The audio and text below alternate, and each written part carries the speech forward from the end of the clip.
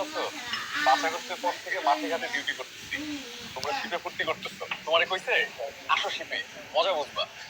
উত্তাল সমুদ্রের দুলুনি আর ইঞ্জিনের গন্ধে যখন মাথা ঘুরে তখন নাড়ি ভুঁড়ি এক হয়ে যায়। বমি করতে করতে হুঁশ থাকে না। আর শিপে তোমাদের মতো আমাদের মোবাইল নেটওয়ার্ক থাকে না, পরিবারের সাথে যোগাযোগ করতে পারি না। আর আমরাও তো ডিউটি করতেছি, আরামে আছে আমাদের রায়হান ভাই, এসি রুমে থাকে। হ্যাঁ, তোমরা তো ওইরূপই ভাববা। হ্যাঙ্গারের ভিতরে কেমন গরম, কাজ করতে আসলে বুঝবা। নাইট ফ্লাইং এর সময় কষ্টের কথা তো আর নাই বললাম। আর হিলে যা শুরু হয়েছে, প্রতিদিন জীবনের ঝুঁকি। বাইরে তো মানুষের কথার অভাব নাই, সোশ্যাল মিডিয়ায় তো ঢুকাই যায় না। আর ভাই, দিন দিন যেভাবে জিনিসপত্রের দাম বাড়ছে, সে অনুপাতে বেতন তো বাড়ছে না। বাচ্চা টিউশন ফি দেওয়ার পরে সারা মাসে সংসার চালাইতে টানাটানি লেগে যায়। ঠিক, বেতন না বাড়লে তো আর কিছু করার নাই। সবারই একই অবস্থা। ছুটির কি অবস্থা ভাই?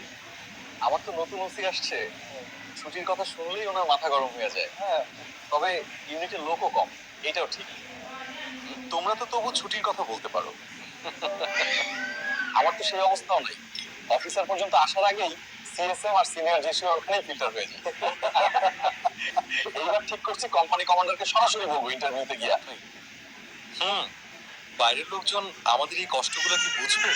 না বুঝলে আর বুঝাইতেও চাই না ভাই। ঠিকই বলছো, আমরা চাকরি করি আমাদের এই ইউনিফর্মটার জন্য, দেশের জন্য।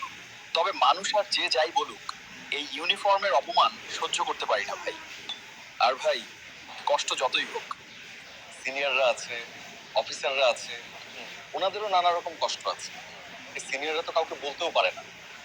হ্যাঁ, শুধু বাহিনীতে কাজ করি বলেই অল্পতে তুষ্ট থাকা শিখেছি। অন্য কেউ হলে শাহবাগের মোড়ে অথবা সচিবালয়ের সামনে দল বেঁধে আন্দোলন করতে চলে যেত। ফেসবুক আর মিডিয়াতে দেখি বিভিন্ন কর্মজীবীরা এই সেই দাবি নিয়ে শাহবাগের মোড়ে অথবা সচিবালয়ের সামনে আন্দোলন করে। আন্দোলন তো দূরে থাক, আমরা তো ফেসবুকে একটা স্ট্যাটাসও দিতে পারি না। আমাদের তো সেটা মানায় না।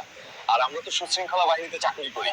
তাছাড়া আমাদের চেইন অফ কমান্ড বলে একটা বিষয় আছে, যার কারণে সুযোগ সুবিধা যাই লাগে অ্যাটলিস্ট সিওকে বললে ব্যাপারটা একটু সুরাহা হয়। ফেসবুকে স্ট্যাটাস দিলে তো আর সমাধান হয় না। তাই কমান্ড চ্যানেলই আমাদের একমাত্র ভরসা। তবে আমি মনে করি সোশ্যাল মিডিয়ায় কেউ আমাদের অপমান করে কথা বললে আমাদের যুক্তি দিয়ে উত্তর দেওয়া উচিত। আর আমাদের কিছু অবসরপ্রাপ্তরা যা শুরু করছে তা সত্যিই দুঃখজনক ভাই। আর একটা বিষয় কি জানো ভাই, সরকারি বাসা পাওয়া নিয়ে আমাদের অনেকেরই কষ্ট আছে। বাসা নিয়ে ইউনিটের সব সৈনিক কিংবা নাবিক তো চাইলেই সরকারি বাসায় পরিবার নিয়ে থাকতে পারে না। তবে যে বাসা ভাড়া দেয় তা দিয়ে বাহিরে বাসায় থাকাও সম্ভব। সরকারি বাসা পেলেও 1 বছরের বেশি মেয়াদ না থাকায় উঠতে না উঠতেই বাসা ছাড়ার সময় হয়ে যায়। আমাদেরও একই অবস্থা ভাই। আলামিন ভাই, তোমরা তো তবুও মিশনটা পাও, আমাদের তো তাও সবাই পায় না। ভাই, জীবনে একবার চান্স পাইতে পারি, তাও ঠিক নাই। আর মিশন করতে গিয়ে জীবনটা পাখির মতো উড়ে যাবে কিনা তার গ্যারান্টি কেউ দিবে না। ভাই শোনো, মিশনের আসল চিত্রটা অন্য। 1 বছরের জন্য পরিবার ছেড়ে থাকতে হয় আফ্রিকার যুদ্ধ বিধ্বস্ত এলাকায়, ইউরোপের কোনো শহরে না।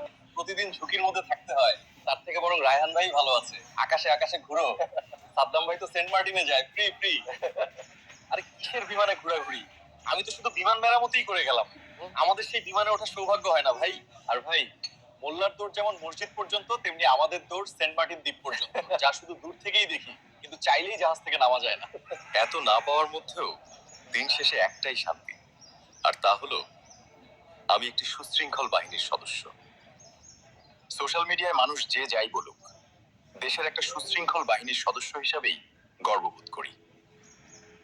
দেশের এই কঠিন পরিস্থিতিতে অফিসার সৈনিক কাঁধে কাঁধ মিলিয়ে কাজ করছে, এর থেকে বড় পাওয়া আর কি হতে পারে? আর দেশের জনগণ আমাদের পাশে থাকলে আর আমাদের ইউনিফর্মটাকে সম্মান করলে, আর অবশ্যই আমরা এই কঠিন সময় পার হতে পারবো ইনশাআল্লাহ।